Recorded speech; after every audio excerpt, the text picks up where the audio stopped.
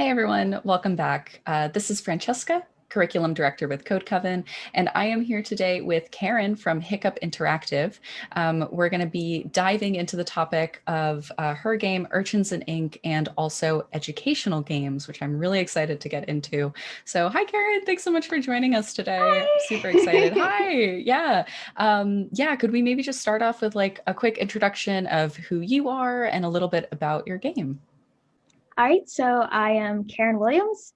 I'm a Georgia-based game developer. I am the founder and sole developer for Hiccup Interactive, and I've been working on Urchins and Ink for about a little over a year consecutively. It started off as a school project from my time that I studied abroad in Japan, and I just wanted to essentially pay back my experience that I had out with learning a language into what I love, which is game development. So I'm super excited to spread that and go from there. Awesome. Yeah, and I'm especially excited to get into this conversation because I also have a background working in educational games. So I'm excited to hear a little bit about your experience and your perspective working on, yeah, specifically language learning games. And you mentioned that this started as a project while you were actually studying abroad in Japan. Did you have an interest in educational games before that, or did you think you would ever work on an educational language learning game? Well, it started off as a project after I got back from Japan. So I Got studied it. in Yeah. Japan separate from my major is computer science. Mhm. So I went to Japan to learn more about the language and storytelling. But once I got back, I had to go back to standard programming. And one of my classes was software engineering. And I essentially kind of had to convince my professor that I could do my software engineering project that's mostly documentation on a game. I went educational, and I've always really liked typing games and brain games and puzzles and things along the lines that kind of like forces you to think, and it kind of like sticks with you sometimes if you're mulling over something.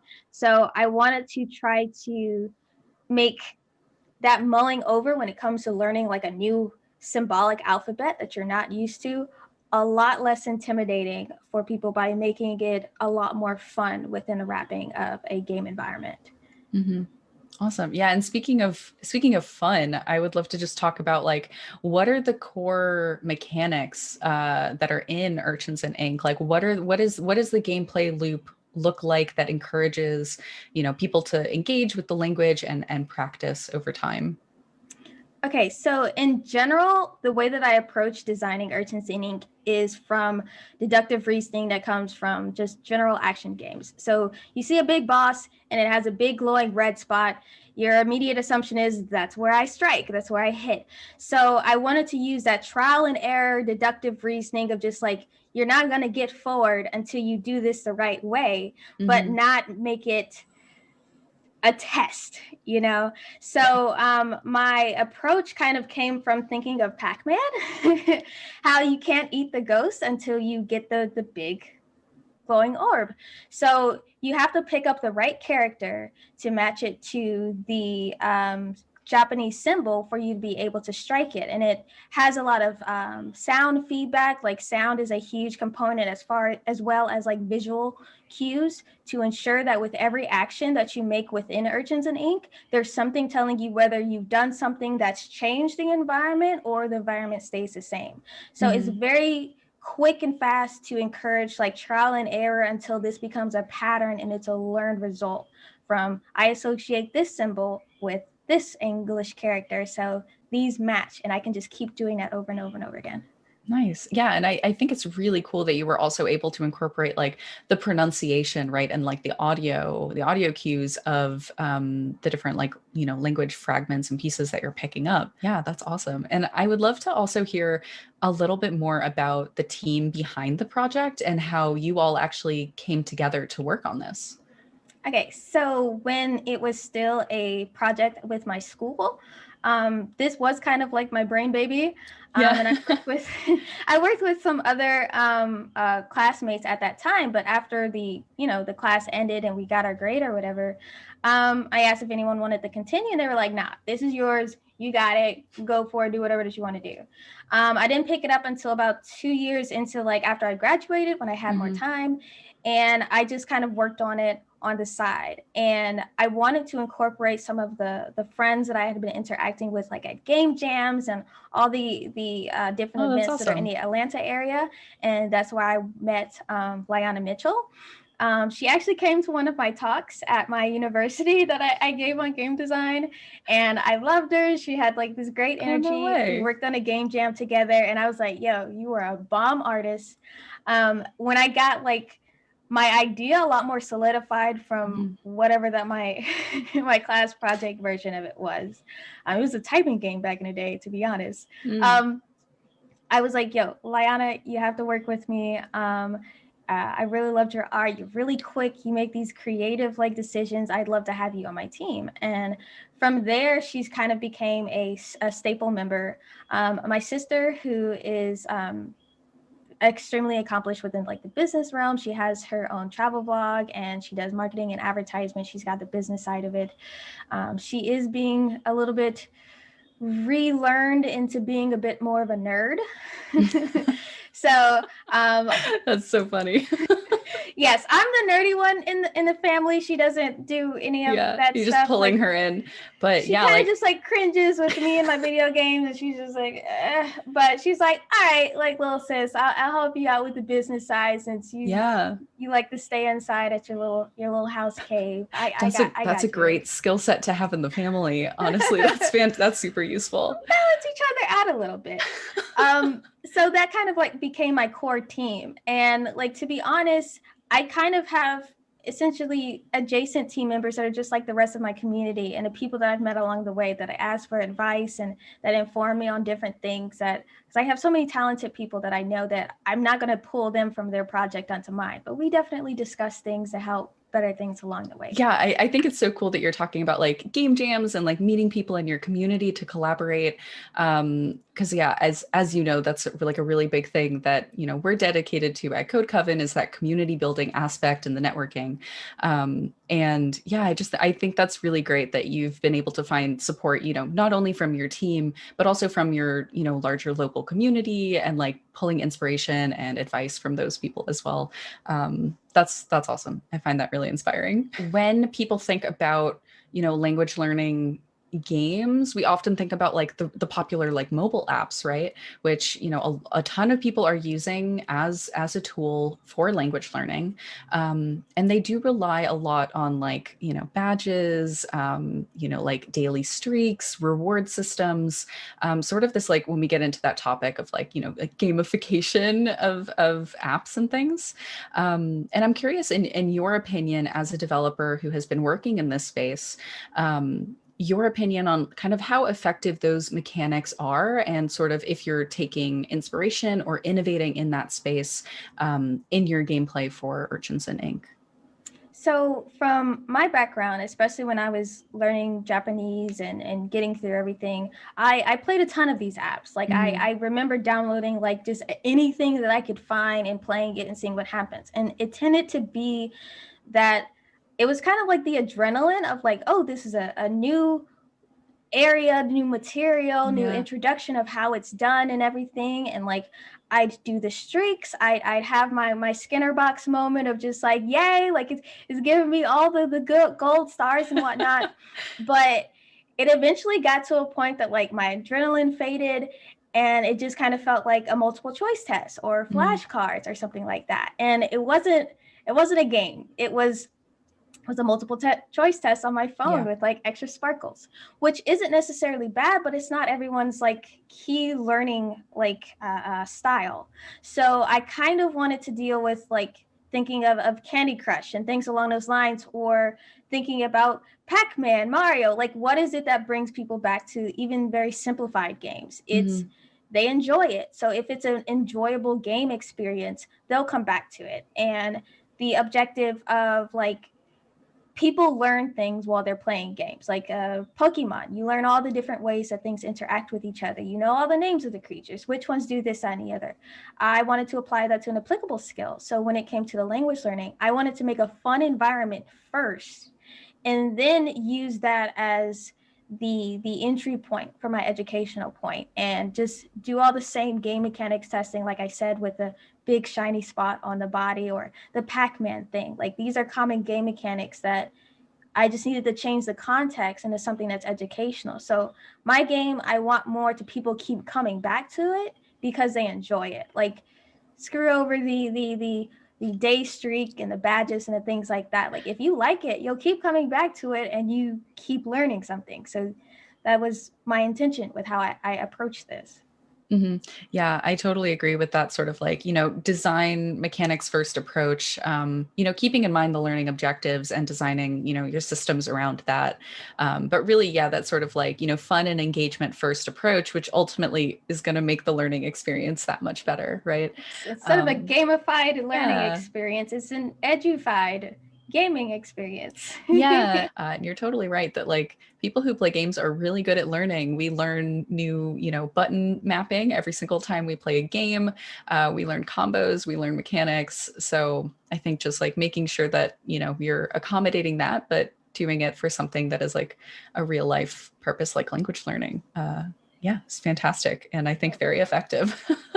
I also wanted to have you talk a little bit about, you mentioned earlier you're an artist, and something that really drew me into Urchins and Ink initially is your main character, Sumi, who is adorable, and you're building out this whole world that people are engaging with. Yeah, and I was wondering if you could just talk a little bit about the inspiration for that character and how that influences the game. Okay, so I'm an anime dork. I'm just a complete weeb.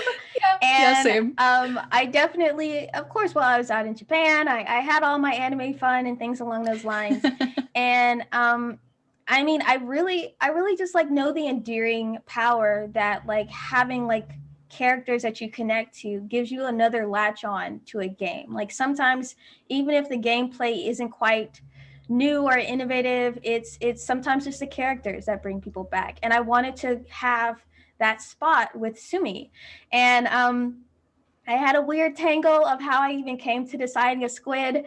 The squid's tentacles, they kind of look like a paintbrush for kanji, like when it's dipped in ink and it's done. Yeah. And Sumi means ink. So I was like, Sumi, ink, squids It's make all ink. connected. Like, it's all connected. And so I was like, yeah, like I have to find a cool way. And I went through like designs. I actually found this art by it says Caitlin Solomon. Whoa, I love that. And she has the squid hair and the huge tentacles, and she kind of looks like a kraken. And I love this spooky, adorable vibe to it. So I kind of just went with Liana. I was like, hey, I like the squid hair thing, but let's do some bomb stuff with the hair. Like we like Sailor Moon and a buns and stuff. And we went through this whole experience of thinking about Sumi like styling it and putting things in it, and it just so kind of became this adorable little creature and squids are curious and they're innovative, and they just have this amazing like energy to them. So we have like a whole storyline as to why Sumi is learning this foreign language and how it came to be. And Liana absolutely loves drawing her, and I love the character that she created. I feel like Squid Girls are kind of going mainstream with like Splatoon and stuff recently, right? Oh. I had not even thought about that. That's so funny. They're sneaking in. It's they're like, when I Googled a bunch of stuff, it was like a ton of stuff out there. And I was like, yeah, okay, we got to pick something that kind of like sets us aside, but like still, like I really like the anatomically correct thing that squids have beaks. And Sumi has like a really deep pout to kind of like compensate with the beak thing. I think that's what I'm talking about, because she always looks like she's like deep in thought. She's kind of like got that little frown. That's so funny. I did not know that. That's so interesting. Like we went through a whole thing. My gosh. We spaz out about like how we could like do cute things with her like all the time. And we're like, this is it. This is it. This is it. Yeah. And I love her hairstyle also. You did mention that. And I think it's so cute. She's such a lovely character. So I wanted to ask also, because I know that you live stream your game development, and I wanted to ask a little bit how does that affect how you work on the game? I'm curious if you've ever had like a design you're working on or something be affected by the feedback of your audience. Does that ever happen? Yes, for sure. Like with my streaming, I kind of think of it as like an accountability buddy system. Yeah. To where as long as it gets me to my desk and at least looking at my game, that sets me this much further than I was yesterday. Mm-hmm. And sometimes I have like my friends come in or just like random people that just pop in and it's like, hey, and they give their opinion about things. And there's times where we kind of like get into a bit of a back and forth, and people will point out things that like I guess I've kind of become blind to because I've looked at this for so long. They'll ask a question about something that I hadn't really like thought about, and it kind of just like clicks some more things together. Like one thing was like a still shot of my gameplay screen. It became a lot more clear to me that like it was hard to distinguish what was like the UI and what was interactable with the gameplay. And it was the English characters. I put them in little bubbles now to kind of like separate them from the on-screen UI. And it was just kind of like something that someone came up with that just kind of like mentioned that. And I was like, you're right. Let's do this. And it just kind of like went from there. And it's a great back and forth where people talk about their ideas and it just gets me riled up about my thing. And I'm back excited to like sit at my desk for 10 hours and just like do things. So it's a great back and forth, honestly. Yeah, I find that especially working like as a solo developer, right, where you're the primary person touching a project, that accountability can be really powerful and really important. I do try to get as much playtesting as possible. The thing sometimes is kind of like getting consistent feedback. That since a lot of things are remote, like I might have people play my game and later on they'll tell me about it and I have like a survey, but maybe they don't fill it out. So sometimes I'll get information like delayed from when it wasn't necessarily fresh in their mind. Like I actually got in contact with a school that focuses, like the class is focused on language acquisition through tech. And I've contacted them and they are essentially reviewing Urchins and Ink as an effective language learning tool, and they're kind of getting back. So I'm finding different ways to get that type of feedback back that isn't just cool graphics or I like the gameplay. Like I want to know effective things as well. Yeah, and related to that point, what does the future look like for Urchins and Ink? Do you envision this being something that is used in classrooms? Is it something that people can use for independent learning? What does the future of the project look like for you? So in general, I would really like Urchins and Ink to be a platform for logographic languages. So not just Japanese, but any type of language that has like these type of symbolic characters that don't use the Roman alphabet. So Korean, Cherokee syllabary, like Arabic, any of those things, just with this lovely game encompassing it and just kind of having a story to take you along the way as you learn the alphabet and vocabulary, or kanji in Japan's case. But I really shoot for not only for it to be on the computer, but on mobile, hopefully perhaps getting like something onto the Switch. Like I just shoot for Urchins and Ink to just kind of like be an option for anyone in the public to. I have contemplated like reaching out to schools specifically and seeing about using it with their specific curriculum for certain language learning things, as well as like my school back in Columbus, to see with my Japanese teacher that I'd like, hey, maybe we can. Oh my gosh. But like, I would love it for sure to definitely be public access, but I'm also open to like working with schools directly. It's kind of just like what I can get the first bites with, and where I can like move with as I am now, until I can grow my team a bit more and get more tentacles out into the way.